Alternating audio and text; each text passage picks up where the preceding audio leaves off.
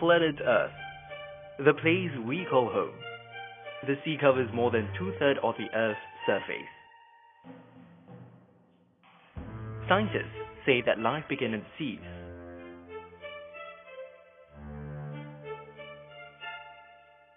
The ocean contains an amazing array of life at every depth. Crabs walk on the seafloor, schools of fish roam the waters, while larger animals swim in the deeper parts of the ocean. With as many as 100 million species, marine biodiversity far outweighs that on land. So you can say that life in the ocean greatly affects life on land. For centuries, hunting and fishing have provided mankind with numerous advantages. From food and nutrition security to employment and economic benefit. It seemed that many believed the ocean's bounty of seafood is limitless, that the seas would always provide sustenance. This is not always true. Ocean life is threatened due to human activities such as overfishing. According to Time, we have fished out an estimated 90% of the major commercial fish species that swim the high seas. Increasing fishing efforts over the last 50 years and poor fishing practices are pushing many fish stocks to the point of collapse. The Food and Agricultural Organization, or FAO, of the United Nations reports that 85% of the world's fisheries are either fully exploited, overexploited, depleted, or recovering from depletion. Okay, we would define overfishing as a level of fishing mortality that will bring the stocks down to an unsustainably low level, whereas overfished is when the stock biomass falls below a certain limit reference point where the ability of the stock to recover it and reproduce is compromised. One of the big reasons for overfishing is where the management doesn't have the capacity to control the levels of fishing effort. You need good information to be able to manage fish stocks properly, and where you don't have that information or you can't control the level of fishing that's occurring, it becomes a real problem. The FAO estimates that about 1 billion people worldwide rely on fish as the primary source of animal protein. As the human population increases in developing countries, so does the appetite for fish and seafood.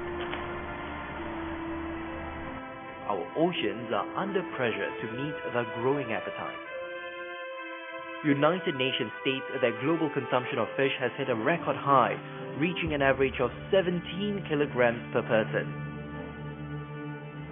So now we face a great challenge in the next decade to ensure that there is enough seafood to meet the needs of the growing human population.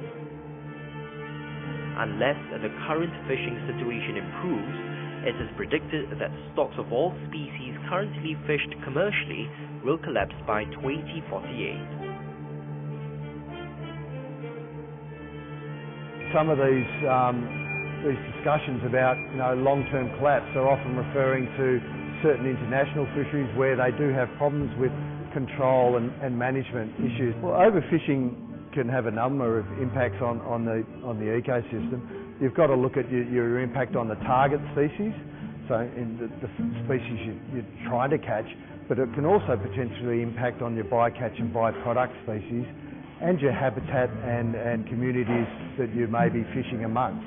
So it doesn't affect just one species, it can flow over to a number of species you're fishing on. And what we're trying to make sure is that our target fish are at sustainable levels, but we're also not adversely impacting on the biomass and sustainability of byproduct and bycatch species as well. While there's much more to be learned about overfishing, one thing is for sure. The effects of overfishing are reversible, that is, if we act now and if we act strongly. Fishermen should practice sustainable fishing. This means working hand in hand with the government by coming up with guidelines for catching different species of fish. Suppliers should be aware of the source of fish and seafood products they are purchasing or importing from.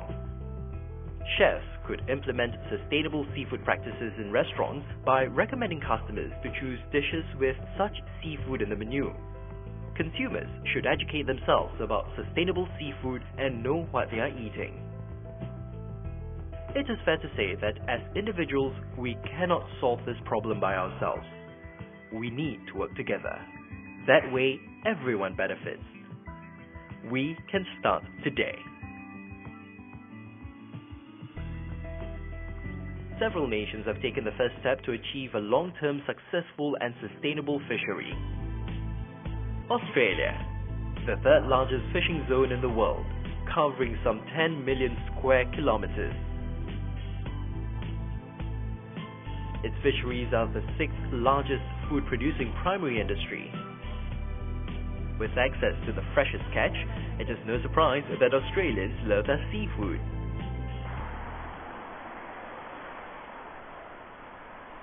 Step into any restaurant in the city and you're sure to find a seafood dish in the menu. We've got salmon, barramundi, whiting, blue grenadier, we've got flake, prawns, we've got scallops, we've got oysters, and calamari. If there is no seafood around, then people will be very disappointed because seafood is healthy. It's actually good for protein, omega, and all the diet is good. And if that stops, and then it will be a problem for everyone.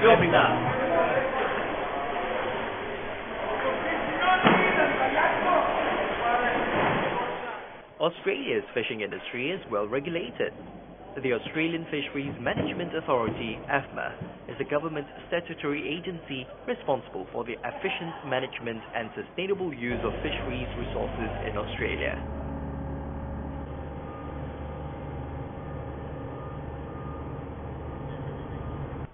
We recognise an opportunity for improvement and invoke the plan to take advantage of the good and mitigate the not so good. In the past, gathering as many fish as possible seemed like a profitable practice. But many fishermen are now aware of the need to safeguard the fish population.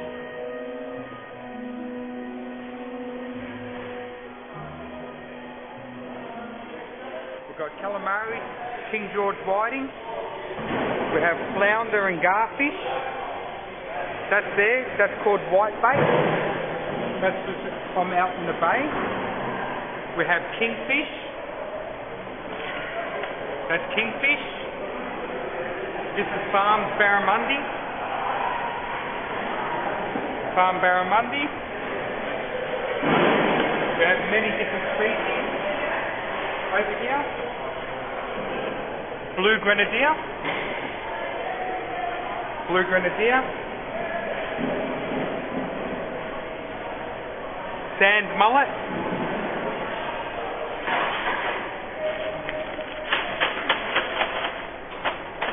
Gone are the days where fishermen, they're just running out there and catching fish as much as they can fill up in a boat and take away. That just doesn't happen anymore.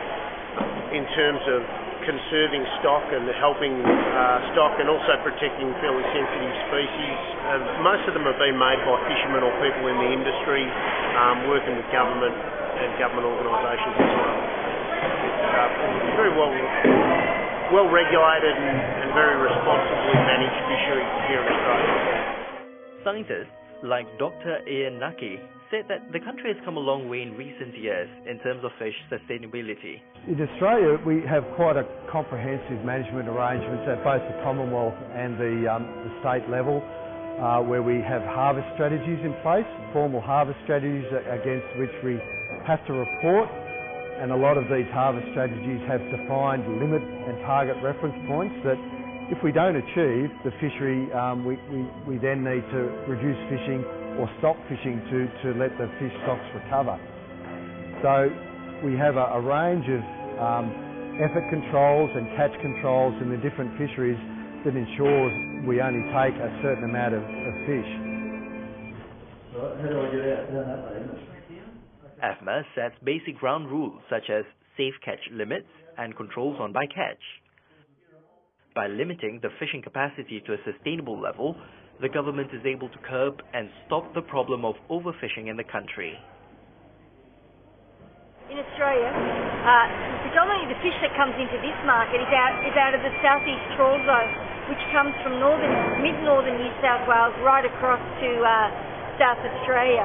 Now this trawl zone is under government management. We're under what's called a quota system under government management. So the government puts observers on board the boat. They observe a fishery, and they deem how much quota can be caught each year. In Australia and many parts of the world, the fishing industry directly or indirectly provides many jobs. Not just for those who go out fishing, but also for processing crew, fish markets, restaurants and many others. It's not just a way of earning a livelihood, it is a way of life.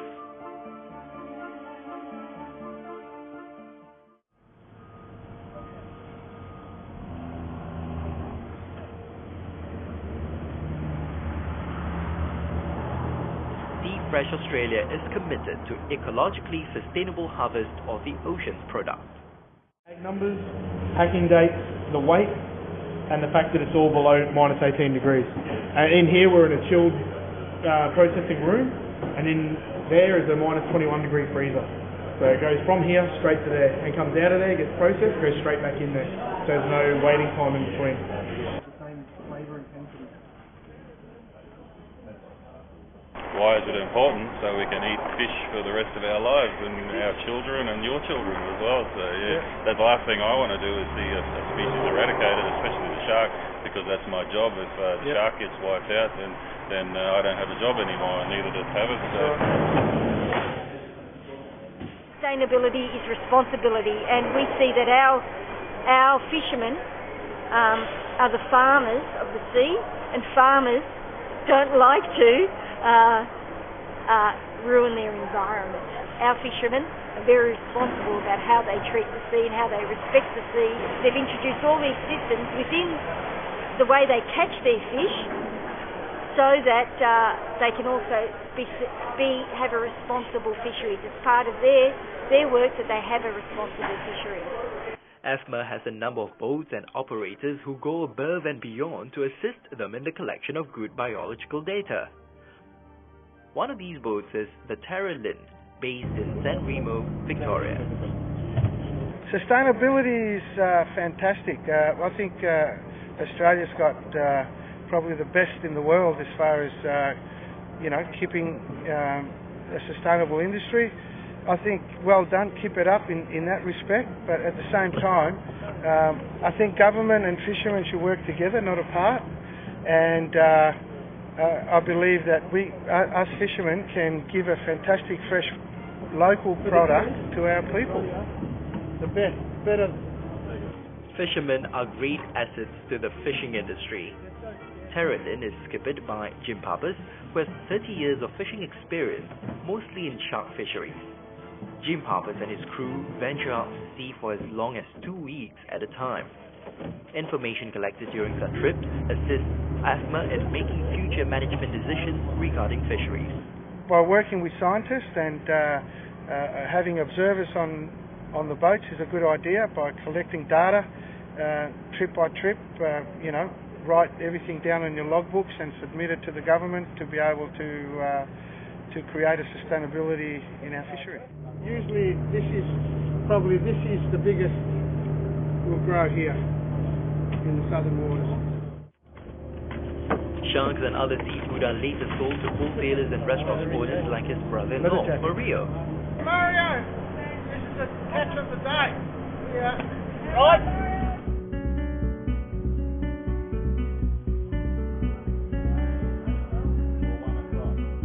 Here at Mario's Bayside Bistro, located at San Remo, fish and chips is a classic comfort food. All the fresh local seafood is filleted in Mario's kitchen. Especially here we seem to go for the flake, which is the gummy shark, and that seems to be one of our biggest sellers because it's local, it's fresh, and you just can't beat it. It's beautiful. We tend to always push our local product here, like our gummy, always our gummy flake. The more we push it, the more we hope that it will continue on fishing. That's what our aim is at the moment. What most non-Australians do not know is, when you eat fish and chips in Australia, you're actually eating sharks or flakes and chips.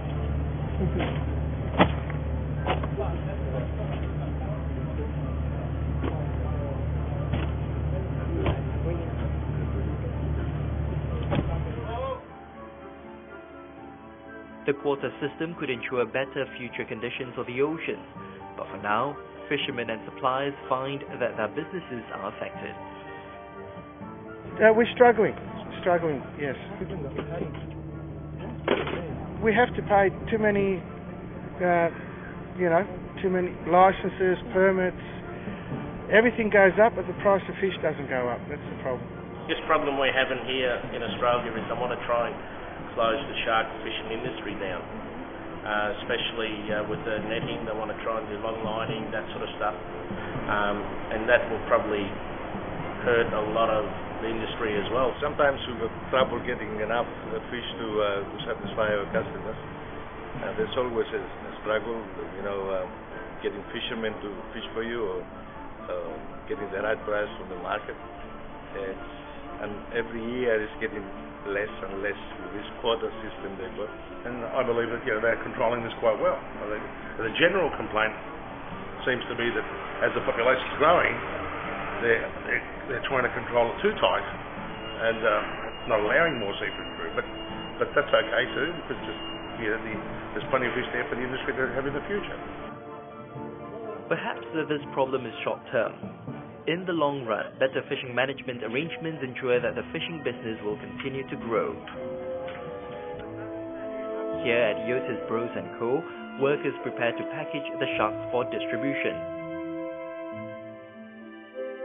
Australia plays a role in international shark fin trade. Just like in Southeast Asia, shark is commonly eaten in Australia. Around the world, there are many misconceptions about shark fishing. Shark finning, the practice of cutting the fins from live sharks and dumping its body, is very much illegal in Australia. Sharks are brought back whole to the pot with their fins attached to their bodies. As it comes every day, we pick up the fish and clean it, and it depends how many orders we do, that's how much we cut. The rest, as you can see, we put them in, we clean the fish up, put them in ice, and we fill it again the next day. Sometimes you do about 300-400 kilos, sometimes more, sometimes less. Depends on the demand, on the busy days.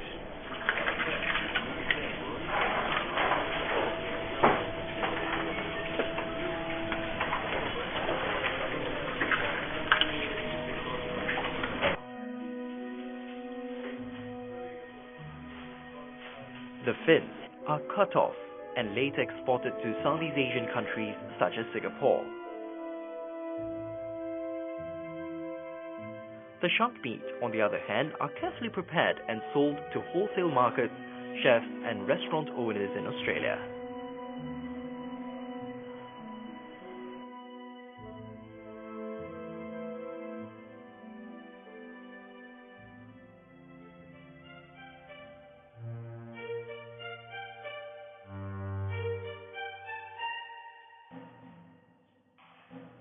Chin Guan Hong is a wholesale company in Singapore that imports